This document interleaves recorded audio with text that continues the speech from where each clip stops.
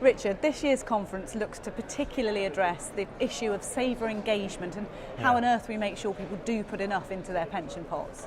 That's right. I mean, what we want to try and do is change people's mindset, change the industry's mindset a little bit, to get them to try to see what we do in our day jobs through the eyes of the savers.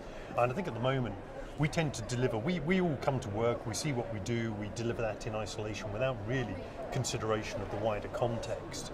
Whereas of course savers exist in a much wider context. We've all got houses to insure, cars to finance or pay for, mortgages or rent to pay for.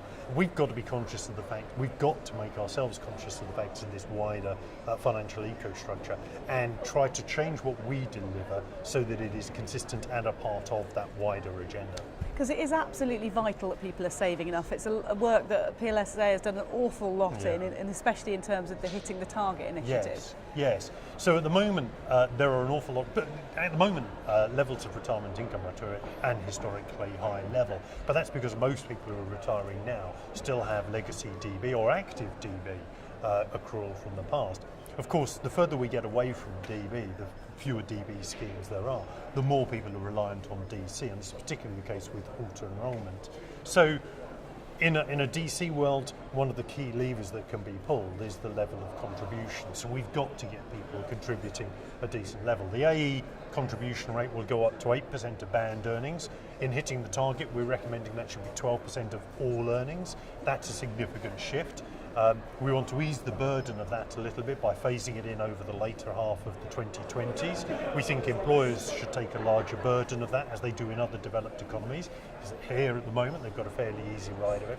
But we've got to get more people putting more money into pension savings. Otherwise, we're not going to get adequate incomes in retirement.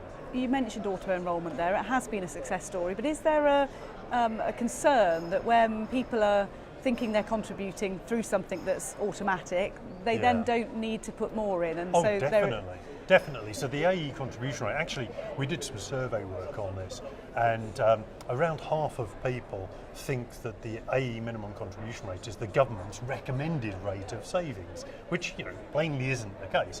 And arguably more worrying than that is that 44% of people think that it's enough money, the minimum contribution is enough money to provide them with a comfortable income in retirement. And it doesn't. When AE was developed, the contribution rate was set to level. It was hard-coded not to meet a minimum income requirement. So they are going to fall short if they rely just on those minimum contribution rates. People need to be very aware of that as well, and something that has been discussed and will be talked about a lot here are these sort of income targets in retirement. Tell me about that and why you think that's vital too. Yeah, so that's an idea that we put forward in hitting the target. I mean, that's actually the headline name for the report.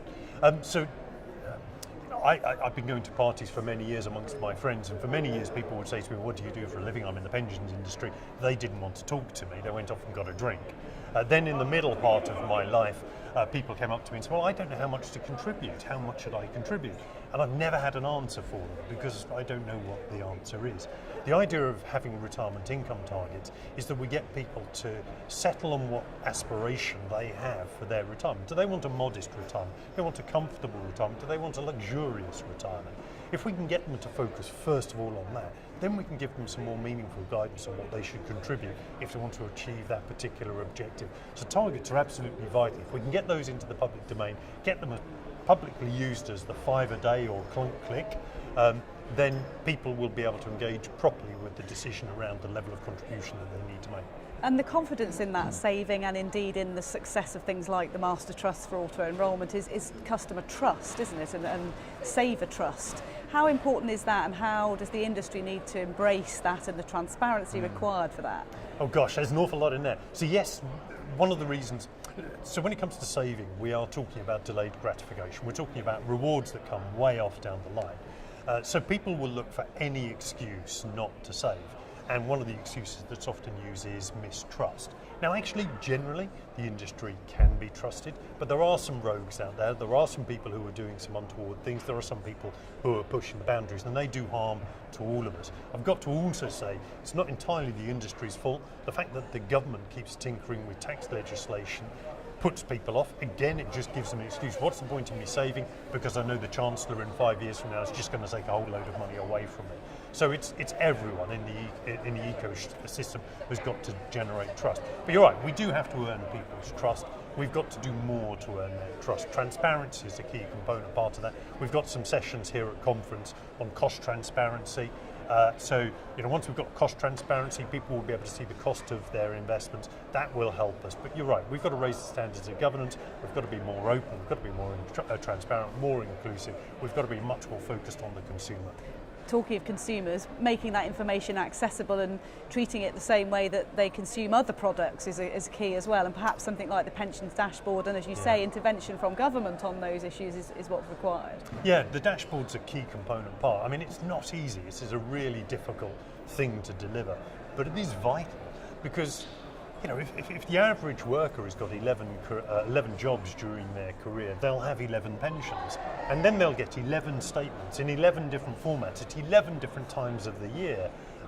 Unless they can pull that together some way, and the simpler benefit statement is one of the initiatives trying to make that a little bit simpler. But the dashboard will consolidate all of that. It was called virtual consolidation for a while because it will consolidate all of that information there. If the member can see it all in one place, then they can start to make informed decisions. So it's vital. So there's some key points in terms of hitting the targets, as the PLSA dub it. What would you hope would be the key messages that delegates here take away this year? I think there's two key messages I want delegates to take away. The first is this association is all about putting forward good policy argument, and we can only put good forward policy argument if our members participate in the debate. This is the Open PLSA initiative I launched last year. It's been a great success over its first 12 months. We've got to continue to get all of our members involved in the debate, because then we'll get better policy. The second thing I want people to come away from conference with is an open mind. They've got to change their mindset. Going back to my first answer, we've got to change the way that we think about what we do. We've got to see what we do through the eyes of the saver and change our delivery. Richard, thank you so much for joining us. Great to talk Thanks to you as always. Me.